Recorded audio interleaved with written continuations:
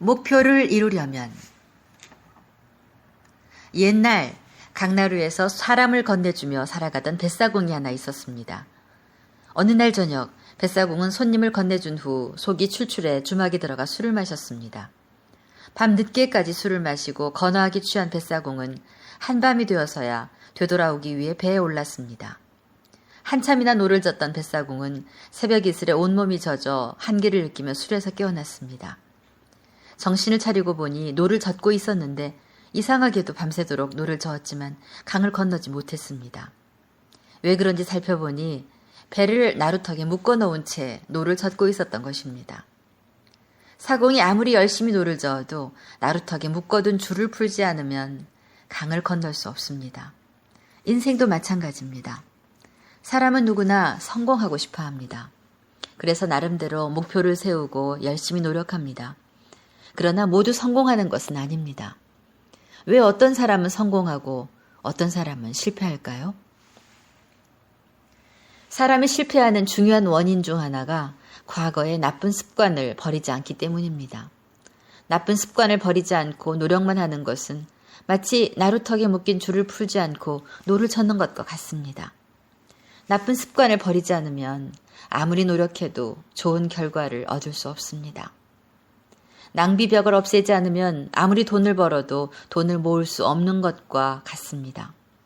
나쁜 습관을 버려야 우리의 노력이 열매를 맺을 수 있는 것입니다. 어떤 사람이 지방에서 중학교를 나와 서울의 명문 고등학교에 들어갔습니다. 그런데 고등학교 1학년 때 난생 처음으로 반에서 1등을 했습니다. 한 번도 1등을 해본 적이 없던 사람이 갑자기 서울의 명문 고등학교에서 1등을 했으니 얼마나 놀라운 일이겠습니까? 그 이유를 곰곰이 생각해 봤습니다. 지방에서의 생활과 달라진 것은 크게 두 가지였습니다. 서울 집에 TV가 없는 것과 아직 서울이 생소해서 별로 나돌아다니지 않은 것이었습니다.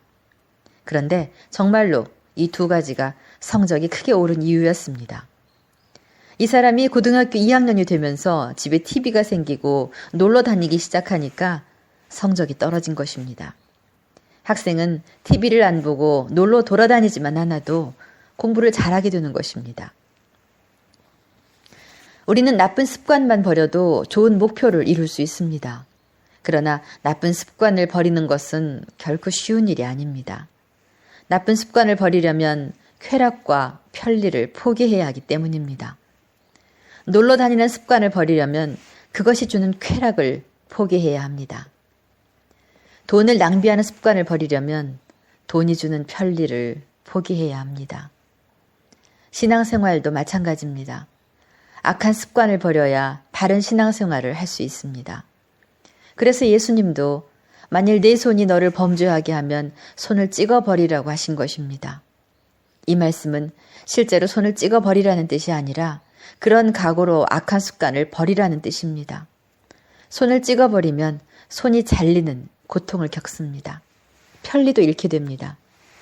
그러나 그런 고통을 이겨내고 악한 습관을 버려야 이 땅에서 하나님께 영광을 돌리고 내세에서 영생을 누릴 수 있습니다. 우리 모두가 하나님의 위대한 뜻을 이루어드리겠다는 선한 목표를 가지고 악한 습관을 버릴 수 있기 바랍니다. 그래서 이 세상에서도 좋은 열매를 맺고 천국에서도 영생을 누리는 귀한 삶을 살 수 있기 바랍니다.